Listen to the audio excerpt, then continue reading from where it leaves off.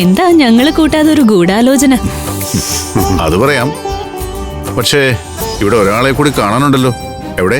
അഖിലേച്ചി മുറിയിൽ തന്നെ ഇരുപ്പാ. ചുമ്മാ പുറത്തിറങ്ങി ഒന്ന് നടക്കാന്ന് പറഞ്ഞിട്ടും വന്നില്ല.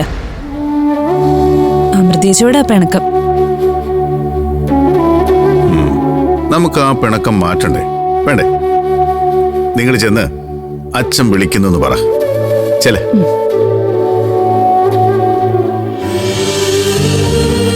നിങ്ങൾ രണ്ടുപേരും തമ്മിൽ 5 മിനിറ്റ് പോലും പിണങ്ങിയിരിക്കാൻ പാടില്ല. അത് അച്ഛന് സഹിക്കില്ല.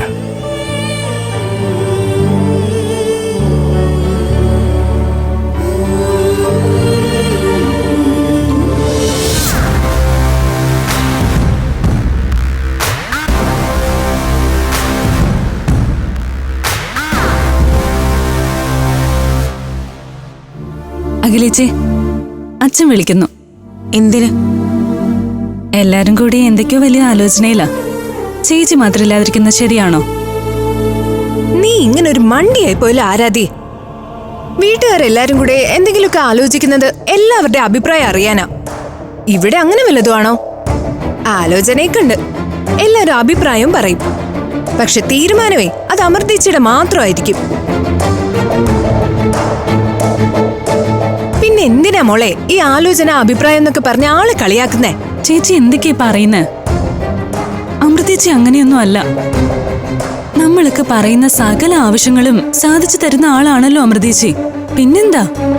നീ പറയുന്ന കേട്ടാത്തൊന്നും അമൃതേച്ചി ജോലിക്ക് പോയി സമ്പാദിക്കുന്ന പൈസ കൊണ്ടാ നമ്മളുടെ കാര്യങ്ങളൊക്കെ നടത്തി തരുന്നേന്ന്. അങ്ങനെയൊന്നും അല്ലല്ലോ. അമൃതേച്ചിയുടെ കയ്യിലുള്ളതേ പഞ്ചരത്നത്തിലെ കാശാ. അതിൽ അമൃതേച്ചിക്കുള്ള അതേ അവകാശമാ നമുക്കും ഉള്ളത്. എല്ലാവരുടെയും കൂടി പണം എടുത്ത് ഓരോ ആവശ്യങ്ങൾ നടത്തിയിട്ട് അത് അമൃതേച്ചിയുടെ ഔദാര്യാന്ന് വരുത്തി തീർക്കാം. അതാ ഇപ്പൊ ഇവിടെ നടക്കുന്നേ. എന്തിനാ ചേച്ചി നമുക്കിടയിൽ ഈ കണക്ക് പറച്ചില്? നമ്മൾ ഇതുവരെ അങ്ങനെയൊന്നും പറഞ്ഞിട്ടില്ലല്ലോ. ഇതുവരെ പറയേണ്ടി വന്നില്ല. പക്ഷെ ഇനി പറയാതിരിക്കാനും പറ്റില്ലല്ലോ. അതിനു മാത്രം ഇവിടെ ഇപ്പൊ എന്താ ഉണ്ടായത്? ഒന്നും ഉണ്ടായില്ലേ. ദിവ്യപ്രഭയുടെ കയ്യിൽ നിന്ന് അമൃതേച്ചി 2 കോടി രൂപ വാങ്ങിന്നുള്ള ഡോക്യുമെന്റ് എങ്ങനെയാ ഉണ്ടായത്? അത് കലയമ്മ അമൃതേച്ചിയെ പറ്റിച്ച് ഒപ്പിട്ട് വാങ്ങിയതല്ലേ? ആ, അങ്ങനെയൊക്കെയാ പറയുന്നേ. പക്ഷെ എനിക്കതൊന്നും അത്ര വിശ്വാസം വന്നിട്ടില്ല. തീയില്ലാതെ പുകയുണ്ടാവില്ലെന്നൊരു ചൊല്ലുണ്ടല്ലോ. ഒരു കാര്യമില്ലാതെ കലയമ്മയും ദിവ്യപ്രഭയും ചേർന്ന് അങ്ങനെ ഒരു ഡോക്യുമെന്റ് ഉണ്ടാക്കോ? ശരി, അത് കള്ളമാണെന്ന് തന്നെ കരുതാം. സഹകരണ ബാങ്കിൽ അമൃതേച്ചി ലോണ് ചോദിച്ചു പോയതോ? അതൊക്കെ സത്യമല്ലേ? അത് കല്യാണ ചെലവിനാണെന്നല്ലേ പറഞ്ഞത്? പറഞ്ഞതൊക്കെ അങ്ങനെയാ. പക്ഷെ എനിക്കത് വിശ്വസിക്കാൻ നല്ല പ്രയാസമുണ്ട്. അമൃതേച്ചിയുടെ കല്യാണം ഇപ്പൊ നടത്തുന്നില്ലെന്ന് തീരുമാനിച്ച സ്ഥിതിക്ക് 2 കല്യാണമല്ലേ നടക്കുന്നുള്ളൂ. 60 പവൻ സ്വർണം നമ്മുടെ കയ്യിലുണ്ട്. ചെലവിനുള്ള കാശ് ബാങ്കിലും. പിന്നെ എന്തിനാ അമൃതേച്ചിക്ക് ലോൺ? നമ്മളുടെ കല്യാണത്തിന്റെ കാര്യം പറഞ്ഞ് ലോൺ എടുത്തിട്ട് ആ കാശ് കൊണ്ട് വേറെ എന്തോ ചെയ്യാനാ അമൃതേച്ചിയുടെ പ്ലാൻ? ആ 50 ലക്ഷം രൂപ ചേച്ചിയുടെ ഇഷ്ടത്തിന് ഉപയോഗിക്കാം. ബാധ്യതയെ നമ്മൾ 5 പേരുടെ തലയിലും ആവും. നല്ല ബുദ്ധിയല്ലേ? നമ്മള് മണ്ടികളായതുകൊണ്ട് അമൃതേച്ചി പറയുന്നതൊക്കെ വെള്ളം തൊടാതെ വിഴുങ്ങുകയും ചെയ്യും. അമൃതേച്ചി അവസരം നന്നായി മുതലാക്കുകയും ചെയ്യും. മതി. എന്തറിഞ്ഞിട്ടാ അഖിലേച്ചി ഇങ്ങനെയൊക്കെ പറയുന്നേ? എനിക്കറിയാം അമൃതേച്ചി കാശിന് വേണ്ടി നെട്ടോട്ട് ഓടുന്നത് എന്തിനാണെന്ന്. ഒന്നും ആരെയും അറിയിക്കാതെ ഒറ്റയ്ക്കെല്ലാം സഹിക്കാം അമൃതേച്ചി. അങ്ങനൊരാളെ അറിയാതെ പോലും കുറ്റം പറയരുത്. നീ അല്ലെങ്കിലും അമൃതേച്ചിയുടെ പക്ഷമല്ലേ പിടിക്കൂ. ഒരു അനുസരണയുള്ള കുട്ടി. ഞാൻ ഒരു പക്ഷവും പിടിക്കുന്നില്ല. പക്ഷെ എനിക്കറിയാവുന്ന സത്യത്തിന്റെ പേരില് നിങ്ങളൊക്കെ അമൃതേച്ചിയെ കുറ്റപ്പെടുത്തിയാ ഞാനത് സഹിക്കില്ല. എന്ത് സത്യം? പറയാനാണെങ്കിൽ ഒരുപാടുണ്ട്. അതില് കലയമ്മയും അംബിക മാമയും ദിവ്യപ്രഭയും അവരുടെ അമ്മയും ഒക്കെ കഥാപാത്രങ്ങളാ.